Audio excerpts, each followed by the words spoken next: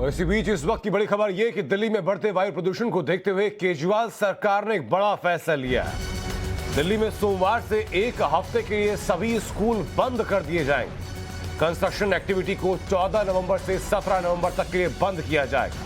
सरकारी दफ्तरों में वर्क फ्रॉम होम काम होगा। प्राइवेट दफ्तरों को एडवाइजरी जारी की गई है कि ज्यादा से ज्यादा वर्क फ्रॉम होम करें। इसके अलावा सीएम केजरीवाल ने कहा कि लॉकडाउन पर विचार करके कोर्ट के सामने प्रस्ताव भी रखा जाएगा। दिल्ली में लगातार बढ़ रहे प्रदूषण को लेकर के सुप्रीम कोर्ट की तरफ से टिप्पणी की गई थी और कहा गया था कि हालात बेहद संवेदनशील बनते जा रहे हैं। लोगों को घर में भी मास्क लगाने की जरूरत पड़ने लगी है। ऐसे हालात बन चुके हैं, क्यों ना लॉकडाउन पर विचार किया जाए और दिल्ली सरकार इस बारे में जल्द से जल्द अपना प्रस्ताव सामने रखे। और अभी तक क्या प्रयास किए गए इसको भी इसका ब्यौरा देने के लिए भी कहा गया। ये कि सोमवार से एक हफ्ते के लिए स्कूल फिजिकल बंद किए जा रहे हैं। वर्चुअल क्लासेस चलेंगी लेकिन फिजिकली स्कूल बंद किए जा रहे हैं ताकि हमारे बच्चों को घर से बाहर ना निकलना पड़े और उनको पोल्यूटेड एयर में सांस ना लेनी पड़े। दूसरा, कंस्ट्रक्शन एक्टिविटीज़ को 14 से 17 ये दिखा रहा है जो वेदर फॉरकास्ट है कि 14 तारीख से 17 तारीख तक हवाएं नहीं चलेंगी और वो पराली का धुआं तो आता रहेगा। तो ऐसा लग रहा है कि उस वक्त सिचुएशन थोड़ी सी ज़्यादा ख़राब हो सकती है। तो इस दौरान कंस्ट्रक्शन एक्टिविटीज़ को बंद किया जाएगा। तीसरा, जितने सरकारी दफ्तर हैं, सरकारी दफ्तरों का वर्क फ्रॉम होम किया जा रहा है 100%। तो सरकारी दफ्तर इस दौरान बंद रहेंगे और सभी छुट्टी नहीं है, वो बंद रहेंगे और सबको वर्क फ्रॉम होम करना है या अगर कोई इमरजेंसी कॉल है तो कॉल पे अवेलेबल रहना है। प्राइवेट वाले जितने लोग हैं, प्राइवेट ऑफिसेज, उनको एक एडवाइजरी जारी की जाएगी कि वो लोग भी ज़्यादा से ज़्यादा वर्क फ्रॉम होम कर सकें। और चौथा, आज सुप्रीम कोर्ट के अंदर एक बीच बीच में एक सुझाव निकल के आ रहा था कि क्या दिल्ली को कंप्लीट लॉकडाउन किया जा सकता है अगर बहुत ज़्यादा सिचुएशन हालात ख़राब हो जाते हैं तो उसका हम पूरा वर्कआउट कर रहे हैं कि उसके क्या मायने होंगे, उस लॉकडाउन के क्या मायने होंगे। अभी लगा नहीं रहे हैं, हम एक उसका प्रस्ताव बना रहे हैं और इस प्रस्ताव को हम सुप्रीम कोर्ट के सामने रखेंगे। हमारे सहयोगी गौरव श्रीवास्तव इस वक्त हमारे साथ जुड़ चुके। गौरव, क्या कुछ अहम कदम उठाने की बात की जा रही है केजरीवाल सरकार की तरफ से?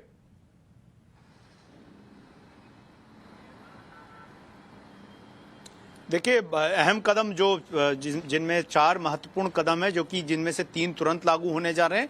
यानी कि सोमवार से एक हफ्ते के लिए फिजिकल स्कूलिंग बंद हो रही है, यानी कि स्कूल नहीं जाना होगा बच्चों को। सरकारी दफ्तरों में वर्क फ्रॉम होम होगा। इमरजेंसी कामों के लिए फोन पर उपलब्ध रहेंगे सरकारी कर्मचारी, ये दिल्ली के मुख्यमंत्री अरविंद केजरीवाल ने कहा है।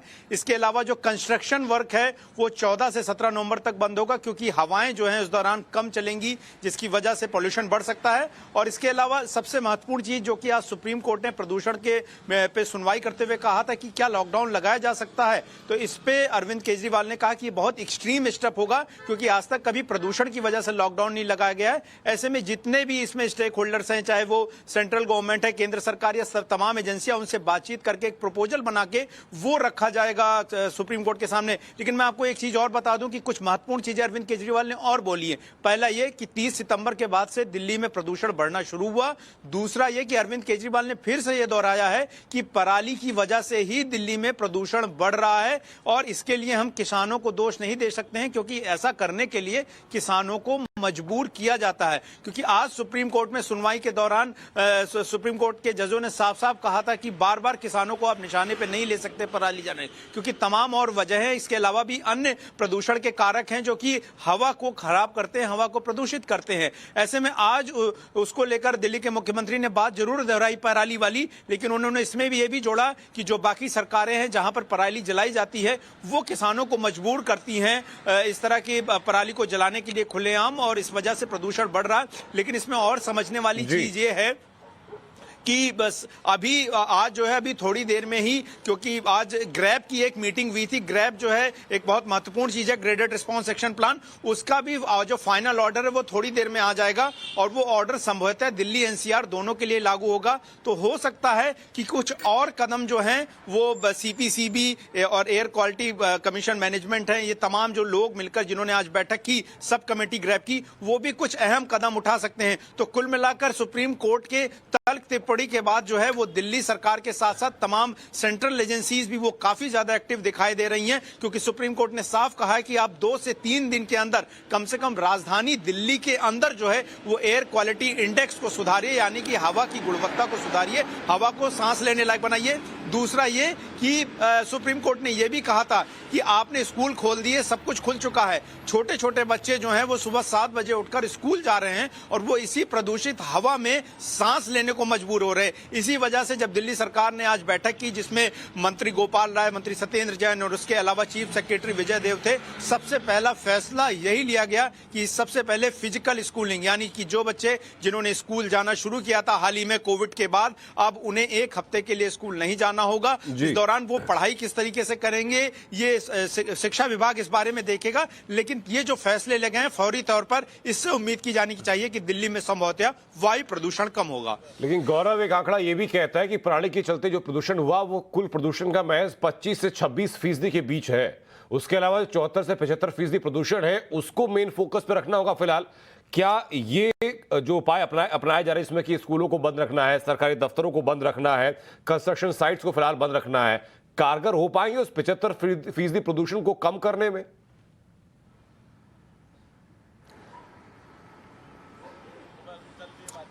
देखिए, उम्मीद की जानी चाहिए कि जैसा कि आपने कहा कि प्रदूषण के तमाम कारक हैं पराली के अलावा भी। मैं आपको बता दूं कि दिल्ली में कुछ जगहों पर कंस्ट्रक्शन वर्क बहुत बड़े पैमाने पे चल रहा है।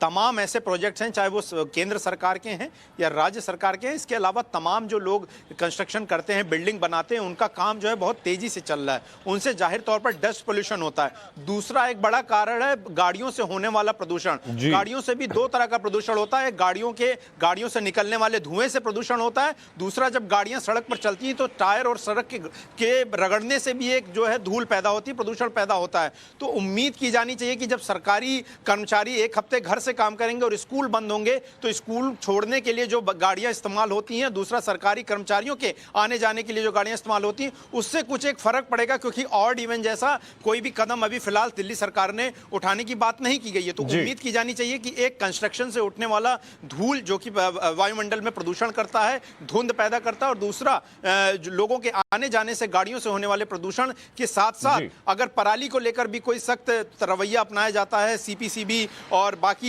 जो प्रदूषण की रोकने वाली एजेंसीज हैं सेंट्रल की, तो जाहिर तौर पर इसका फर्क जो है हो सकता है राजधानी दिल्ली में देखने को मिले। लेकिन सिर्फ राजधानी दिल्ली ही नहीं, हमने अब देखा कि किस तरह से नोएडा, गाजियाबाद, फरीदाबाद, ऐसी तमाम आसपास की एनसीआर की जगहें, वहां भी प्रदूषण का स्तर दिल्ली से कम नहीं है। तो ये ओवरऑल प्रदूषण तभी कम देखने को मिलेगा जब सिर्फ दिल्ली सरकार ही नहीं, दिल्ली सरकार के साथ साथ हरियाणा सरकार, यूपी सरकार या राजस्थान की सरकार जो है दिल्ली की सीमाओं से सटने वाले एनसीआर में आने वाले हिस्से पर भी प्रदूषण को रोकने के लिए कारगर कदम उठाएंगे। और ये अकेले एक सरकार से ये संभव नहीं होने वाला। गौरव, और जो अरविंद केजरीवाल ने कहा था केमिकल का इस्तेमाल किया था जिससे कि पराली के ऊपर डालते हैं तो पराली खाद बन जाती है, पराली को भी इंतजाम करना जरूरी, क्योंकि वो अकेला कारक लगभग 25% प्रदूषण के लिए जिम्मेदार है। बहुत बहुत शुक्रिया गौरव आपका हमसे जुड़ने के लिए और ये जानकारी देने के लिए।